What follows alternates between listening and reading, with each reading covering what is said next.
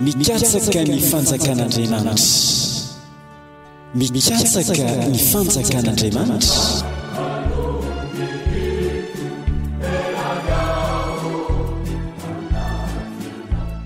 Fandarana iarahana amin'ny pasteur Asina Andriamanana.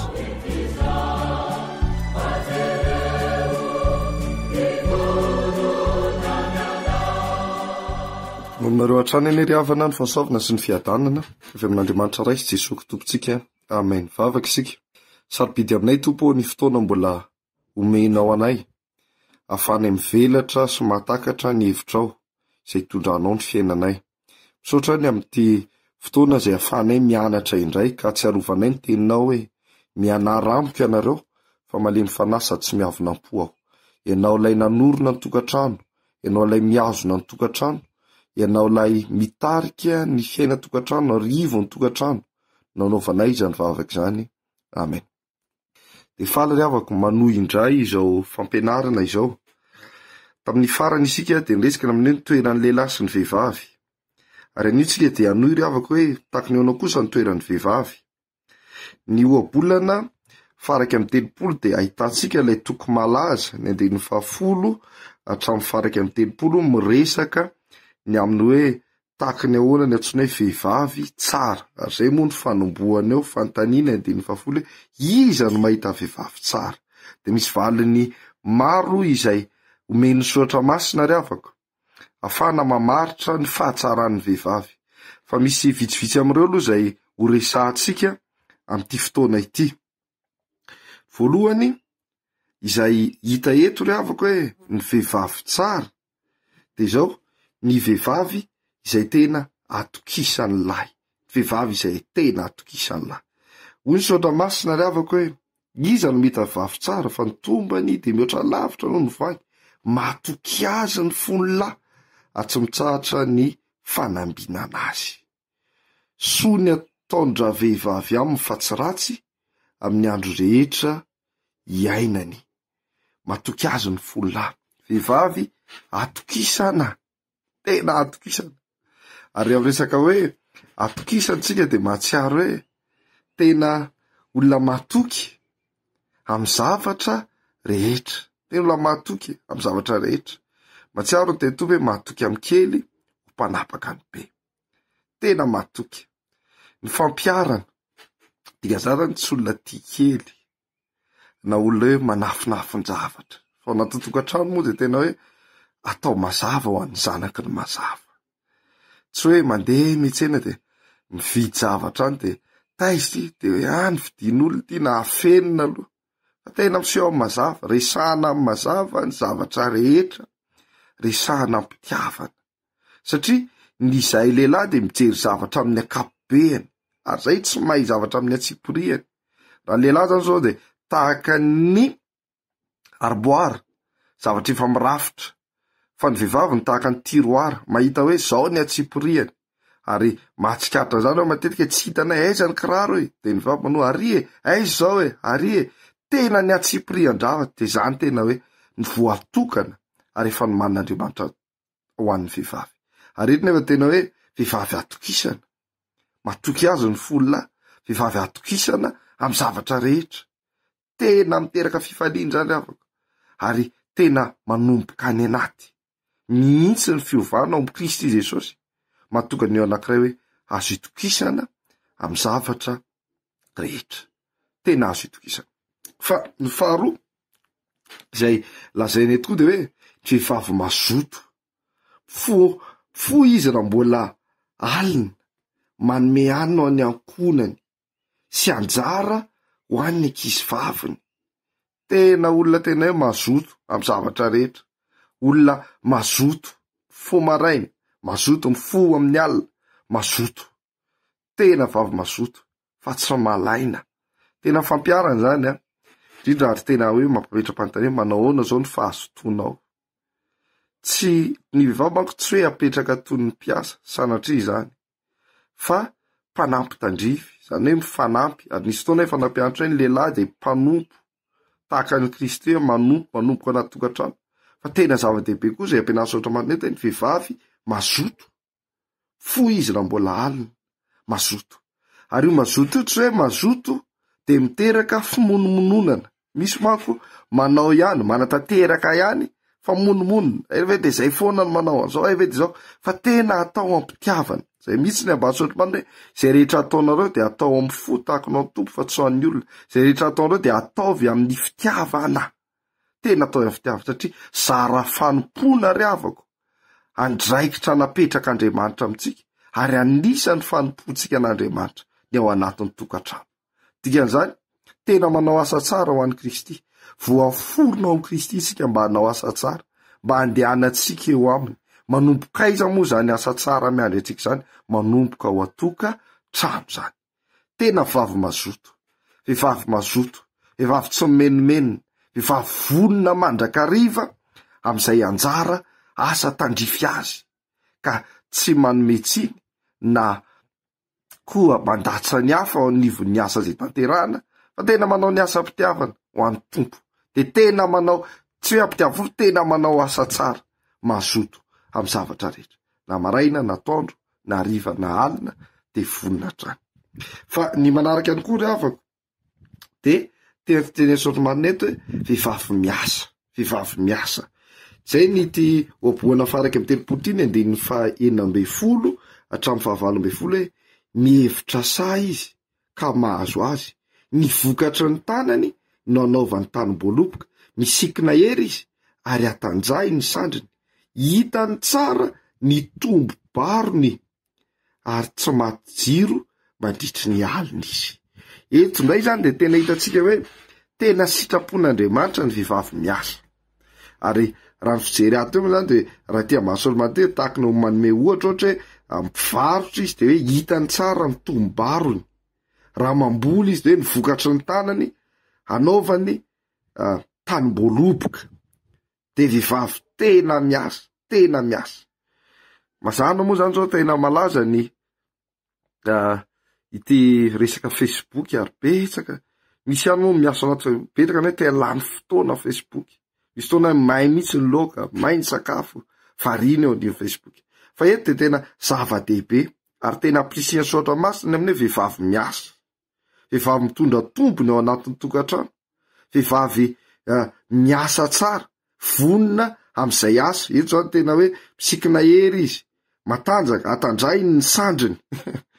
Tena olona miasa tsara, olona matanjaka, olona miteraka tombom-barotra ary teneny Sotramanina tsy maty jiro mandritry ny alina izy. Zany hoe na de mandritry ny alina de mbola ao anatin'ny asa. Ino moa zany? Fa tena resaka fahazotoana zany. Tena resaka fahazotoana. Hoe vavy mazoto amin'izay anjara tandrify azy.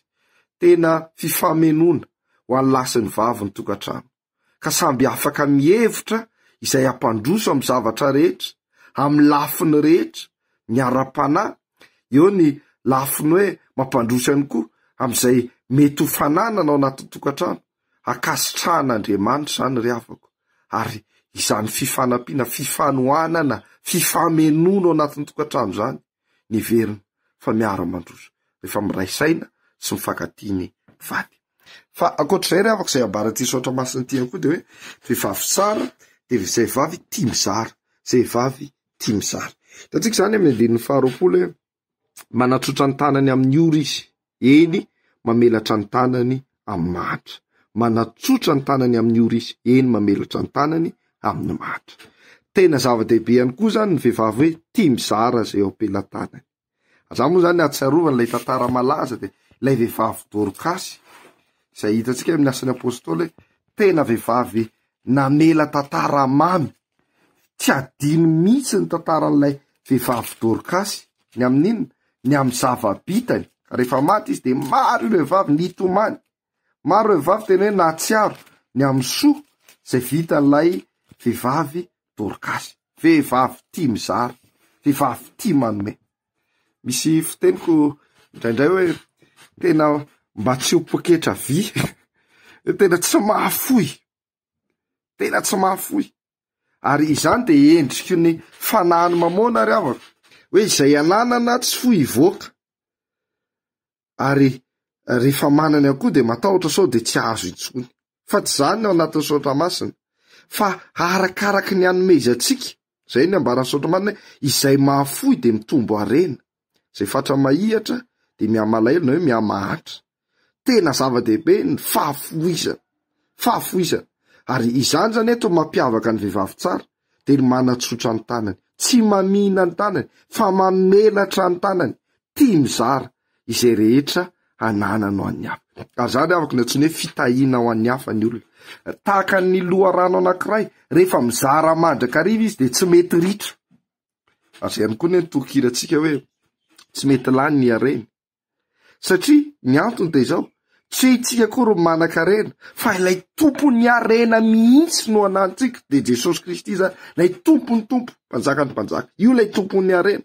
Ka ao aminy afahantsika mahazo mandray izay rehetra arena rehetra. Ary izay eto no aprisian'ny Sotramasina ao ny vehivavy, hoe mba tsy ho vehivavy mahihitra, mba tsy ho vehivavy tsy tia mizara, fa vehivavy mahafoy kosa izay anana no an'ny hafa. Mahafantatra olona iray ary havako, zay tena mahagaga amin'io vehivavy io. Isaky ny miditra ao anaty tokantrano, tsy maintsy mahita zavatra omena. Tonga, ty no mba misy arona indray. Tonga, ty mba misy atra. Tena olona tena hoe, izay olona rehetra miditra ao aminy, de fifaliana mizara. Manamarina ity Sotramasina ity, mankatoy ity Sotramasina ity. Vehivavy manatsotra ny tanany, mamelatra ny tanany. Andere avako, toetra ny Kristy zany. Zay Kristy nanome raha tonga tetỳ tany, nanome ny ainy ho fanafotana atsika. Ka ho an'izay manaiky andray an'i Kristy de tonga zanak'Andriamanitra. Ary izany ihany koa tokony toetra atsika, hoe andeha hanome, satria hoe mibara Sotramasina hoe mahasambatra kokoa no manome noho ny mandray. Vehivavy tia mizara. Fa ny manarina ry havako, manaraka dia atsika eto hoe vehivavy mahita ny banga ao amin'ny ankonany. Vehivavy mahita ny banga ao amin'ny ankonany. Ny andiny ny 220 sy 220 naran'ny tompo, tsy manany oram-panala ao amin'ny ankonany izy, fa ny ankonany rehetra samy voatafy volon'ondry mena avokoa. Manao firakotra ho azy izy, ny fitafiny dia rongony fotsy madinika sy lamba volomparasy. Hitantsika indray hoe ny ankonany rehetra voatafy volon'ondry mena avokoa. Vehivavy mahita ny banga ao amin'ny ankonany. Tena mahita hoe izao indray izao ny banga, izao indray ny tokony atao, izao indray ny tokony atao. Ary izany ny tena mahazava-dehibe ny vehivavy, izay tena mahita amin'ny antsipiriany, mahita mihitsy hoe ity indray, mahita indray izao ny banga, izao indray ny tokony atao. Ary eo zany no iantson'Andriamanitra ny mpivady mihitsy, rehefa mba misy etaeta ho any amin'ilay vehivavy, de mba atsoin'Andriamanitra ny mpivady hifanakalo hevitra fa tsy ady hevitra, hifanakalo hevitra fa tsy ady hevitra.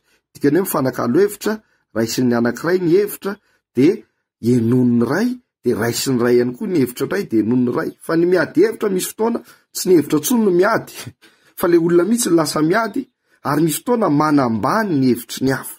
Tsy izany nefa, aza ambanina ny hevitra ho fatinao. Fa ray amin'ny teny izy de enoy, de valio ampitiavana. Raha tono raika amin'ny teny hoe okizay, mba maniry am'izay tsika mba hanatrano fa efa lava loatra ty manofa trano ty.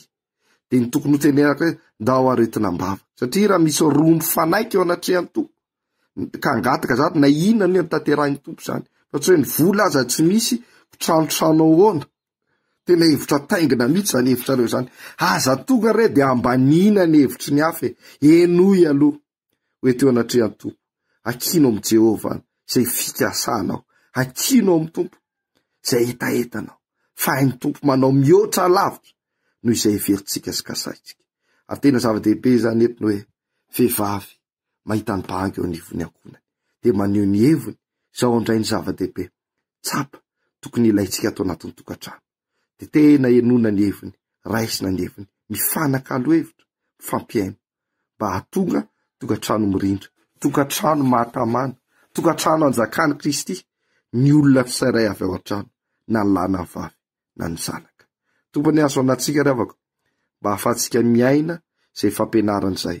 Ka hita vehivavy matoky, vehivavy mazoto, vehivavy tia miasa, vehivavy tia mizara, vehivavy mahita ny banga eo amin'ny ankonany.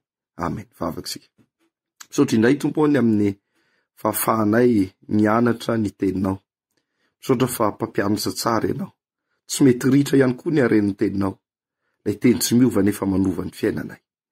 Terizo zay rehetra ny anaranay mba ho tonga fiainana, narin' Jesosy, amen.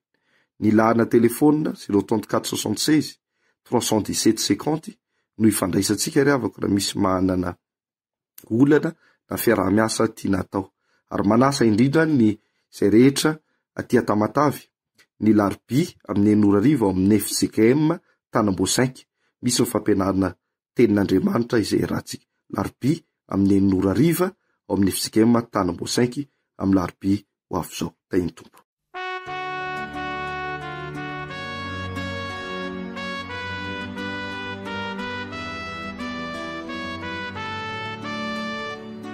Natolotra antsika teo fandaharana mitondra ny lohateny hoe mikatsaka ny fanjakan'Andriamanitra. Mikatsaka ny fanjakan'Andriamanitra, fandaharana iarahana amin'ny pasteur Asin'Andriamanana eto amin'ny radio Vaovao Masoa.